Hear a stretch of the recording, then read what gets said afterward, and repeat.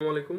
আজকে আমরা যেটা করবো সেটা হচ্ছে খুবই গুরুত্বপূর্ণ এক্সামের জন্য। আমি নিজে ভার্সিটিতে এটা ফার্স্ট টার্ম, মিড টার্মে এবং ফাইনাল এটা আসছিল, এবং এসএসসিতে যারা রয়েছে যাদের ইফেলস বা প্রোগ্রামিং নিয়ে যে একটা অধ্যায় রয়েছে, এখানে যদি আপনাদের ইফেলস কন্ডিশনটা করা থাকে তাহলে আপনার পরীক্ষায় এটা আসার সম্ভাবনা রয়েছে। তো আপনি খুব গুরুত্বপূর্ণ সহকারে এই ভিডিওটা দেখতে পারেন। তো যারা চ্যানেলটা সাবস্ক্রাইব করেন অবশ্যই সাবস্ক্রাইব করতে বলবেন না, এবং যারা করছেন তাদের প্রতি অসংখ্য ধন্যবাদ। চলুন শুরু করি। যেটি হচ্ছে আমাদের যে প্রোগ্রাম, সেটি হচ্ছে ইউজারের কাছ থেকে আমরা ফিজিক্স, কেমিস্ট্রি, বায়োলজি, ম্যাথমেটিক্স এবং কম্পিউটার এই পাঁচটা সাবজেক্টের মার্কটা নিতে হবে। দেন ওটা আমাদেরকে ক্যালকুলেটর করতে হবে, অর্থাৎ এখানে পার্সেন্টেজ ইউজ করতে হবে। পার্সেন্টেজ আপনি হচ্ছে কী করতে পারেন, এভারেজও বের করতে পারেন।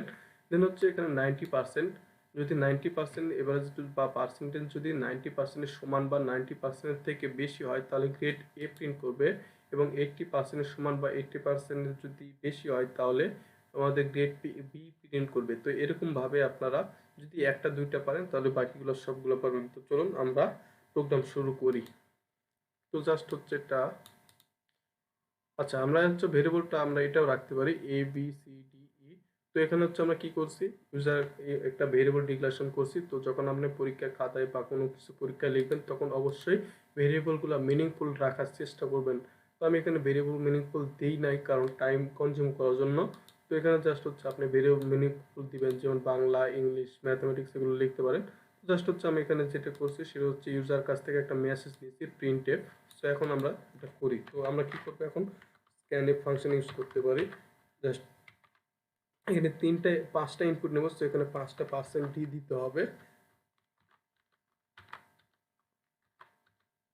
4টা হয়েছে না, আর একটা, 5টা। এখন হচ্ছে আমরা যে কি করব, স্টোর করে দিতে হবে A B C D.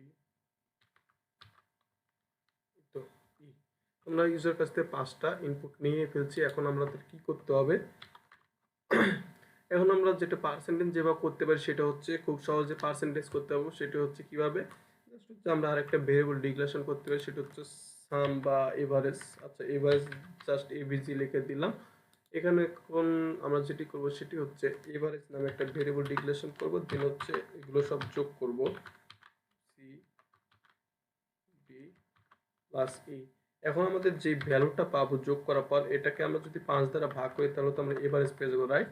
So just হচ্ছে এভারেজ আমরা পেয়ে যেতে পারি কত দ্বারা, 5, যেহেতু 5টা সাবজেক্ট তো আমরা 5টা সাবজেক্ট দ্বারা ভাগ করছি। এখন যে এভারেজটা পালাম এটাই হচ্ছে আমাদের মূল বিষয়। যদি এভারেজ যদি 90% সমান বা 90% থেকে বেশি হয় তাহলে আমাদের গ্রেড এ প্রিন্ট করবে, আর যদি কম হয় তাহলে কন্ডিশন অনুযায়ী আমাদের চেঞ্জ করতে হবে। তো আমরা যেটি করব সেটা হচ্ছে আমরা কিভাবে করব, এখানে আমরা অন্যভাবে করতে পারি, পার্সেন্টেজ দিয়েও করতে পারেন, যেহেতু এটা খুবই সহজ একটা লজিক, তো আপনি এটাও করতে পারেন। তো জাস্ট হচ্ছে আমরা এখন ইফ এলস ইউজ করব।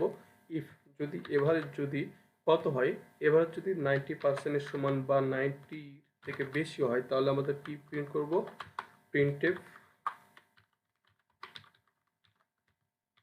প্রিন্টএফ কি, প্রিন্টএফ হচ্ছে grade A, just grade A print করতে বলছে, সো আমরা গ্রেড এ প্রিন্ট করে দিলাম, রাইট?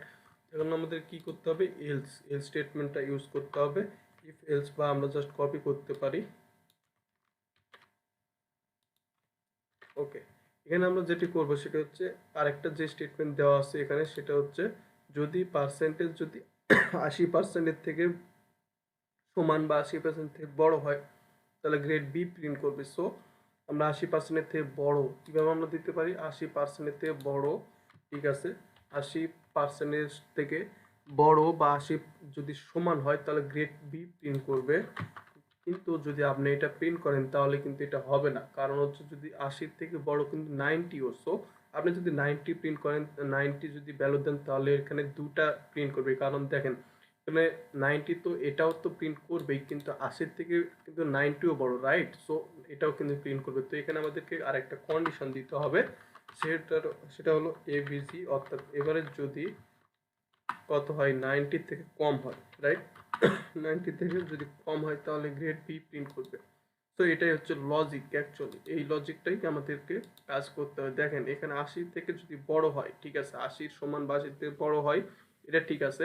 এখন কত বড় হবে, 90 থেকে ছোট হবে। তো এই কন্ডিশন যদি সত্য হয় তাহলে এটা গ্রেড বি প্রিন্ট করবে। তো অবশ্যই এখানে ইলস দিয়ে দিতে হবে।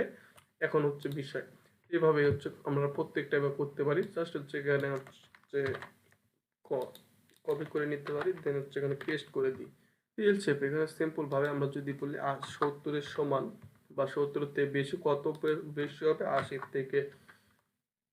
তো এখানে জাস্ট হচ্ছে আমাদের কি প্রিন্ট করব সি, রাইট। সো আমরা সেম জাস্ট পেস্ট করে দিতে পারি। যদি এখানে যদি 70, এখানে যদি 60 এর থেকে সমান, 60 এর সমান হয় বা কত থেকে কম হবে, অবশ্যই 60 70 থেকে কম হবে। সিম্পল একটা বিষয়। সো এখানে আমাদের কি হবে, ডি। বিষয়টা বুঝতে পারছি আশা করি। তো এখানে কি বলছে, এখানে যদি 60 এর থেকে বেশি হয়, নাম্বারটা 60 এর সমান বা 60 এর থেকে বেশি হয়, তাহলে আরেকটা যে কন্ডিশন সেটা হচ্ছে এভারেজ যদি 70 এর সমান, সরি 70 এর থেকে যদি কম হয় তাহলে এই কন্ডিশনটা কাজ করবে, আদারওয়াইজ কিন্তু কাজ করবে না। তো আরো আপনি যদি কন্ডিশন লাগে আপনি কন্ডিশন দিয়ে দিতে পারেন, কিন্তু আমি আরেকটা যেটি করব সেটা হচ্ছে ইলস দিয়ে আমি একটা ফলস ইয়ে দিতে পারি। ইলস যদি, আদারওয়াইজ আমরা কি করতে পারি, ফেল, আমরা একটা ফেল দিয়ে দিতে পারি গ্রেড এফ। আপনি এখানে কন্ডিশন দেওয়ার পরও আপনি গ্রেড এফ দিতে পারেন, যদি 40 কম বা এরকম দিতে পারেন। জাস্ট হচ্ছে আমি এলস স্টেটমেন্ট আমি দিয়ে দিয়েছি। জাস্ট হচ্ছে আমরা যদি প্রিন্ট করি তাহলে বুঝবো আউটপুট কি আসে। ঠিক আছে, এখন আমরা যেহেতু বলছি ইন্টার 5 মার্কস, তো আমরা 5 মার্কস দিয়ে দেখি কত আসে। 89, 90, 67, দেন হট 89, আবার চারটা হচ্ছে না, আর একটা হচ্ছে 100 দিয়ে দিই, রাইট। সো এখন আমাদের কি করতে হবে, ইন্টারে ক্লিক করি, গ্রেড বি, রাইট। সো দেখেন এখানে আমাদেরকে 67 পাইছি, নাম্বারটা অনেক কমে গেছে এখানে। সো এখানে হচ্ছে আমাদের কি ক্যালকুলেশন করে আমাদের গ্রেড বি আসছে। তো আপনি আরও ক্যালকুলেশন করতে পারেন, তো ক্যালকুলেশন করে দেখতে পারেন। তো আশা করছি ভিডিওটা বুঝতে পারছেন। তো ভিডিও বুঝতে পারলে অবশ্যই সাবস্ক্রাইব করতে বলবেন না। ধন্যবাদ সবাইকে, সালাম।